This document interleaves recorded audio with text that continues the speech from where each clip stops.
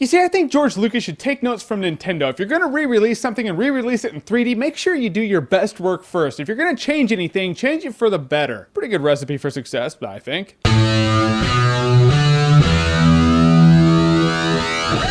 Alright, so this is the second 3DS game I'm going to review for you guys, and ironically, it's the second game that's also a rehash of an old Nintendo 64 game. Those were good games, though. Star Fox 64 3D is exactly what it sounds like. It's Star Fox 64 re-released on the 3DS in 3D. And of all the 3D gimmicks out there, the 3DS is one that it just doesn't bother me. I don't know if it's because if you pick the thing up, you know you're getting a 3D device, or it's because you can turn the 3D off, or it dropped like $100 recently. In any case, Star Fox 64 3D, how is it? It's a blast. It's just like the old Nintendo 64 version you remember, but all the graphics are revamped just like Ocarina of Time was. It plays really smoothly. Like when you have a game that relies on depth of field and it's in 3D, if the 3D is not accurate, it's gonna throw you off entirely. But this game, the 3D, I think is accurate. So when you're aiming for a guy, you're like, I think I should aim there. Yep, I hit him. Because it's 3D that actually works. Now I remember Star Fox 64 being like the pinnacle of hardcore gamer game. Now it's not really like that. If I could describe this game in any way, shape, or form, I would call it a casual game. A casual game that's really fun. I personally like casual games. And by casual game, I mean like this is the perfect kind of game to have in your 3DS in your pocket. You're waiting in line for like a movie or something like that. There's like a half an hour to kill. What to do? Oh, I brought my 3DS with my Star Fox 64 3D. Let me beat a level. Then you just close it. It'll go to sleep. You pick it up when you need to kill more time. That's what I like about portable games. They're just good time killers. Star Fox 64 in this day and age is a perfect portable game. But you can blow through this game in like 20 minutes, maybe a half an hour, like max. And when you're done, you're like, oh, that was easy. But you notice there are different paths you can take throughout the galaxy. Like if you beat a certain level a certain way, if you take a certain exit, you'll go on the hard path now, and that path is a little harder. So just because you blow through the single player campaign once doesn't mean you've maxed out the game. Try different paths. It'll help you feel like you got your money's worth. Now, just like the Nintendo 64 original, every level has like 3 medals you can get, and getting them on here, just like the Nintendo 64, is a pain in the ass. It is, and I'll admit, I haven't done it. I haven't gotten a gold medal on every level. I remember back in the day in the Nintendo 64, my brother did. I don't know why. He's a freak like that. He's an alien or something, but he got a gold medal on every level. Me, I've gotten it on like, you know, a couple. Because I suck like that. I'm not a freak robot sent from the future to max out every level on Star Fox 64 because I have like perfect reflexes, and I'm not my brother, so it'll take me some time. Trying to get a medal on every level, that's hard ass shit to do. But that's where you really get your long-term money's worth. And even getting to certain levels, it sounds simple. It's like, oh, flip all these little switches on the track. That's easy, right? No, it's not. It's annoying as hell because that little tank is annoying to drive. There's only a couple levels in the game that use that little tank that you get, the little Land Rover. So I'd say those are the hardest levels right there. Luckily, unlike the Nintendo 64 version, I don't remember the Nintendo 64 having this mode. You can just go into the options and pick a level you've already been to and beaten, and you can just do that level right there on the fly. You don't have to like go through the entire galaxy to get to that level to try to get the medal. So that was cool. Because if I had to go through 90% of the game to get to one level to try to get a medal, yeah, after losing that a couple times, And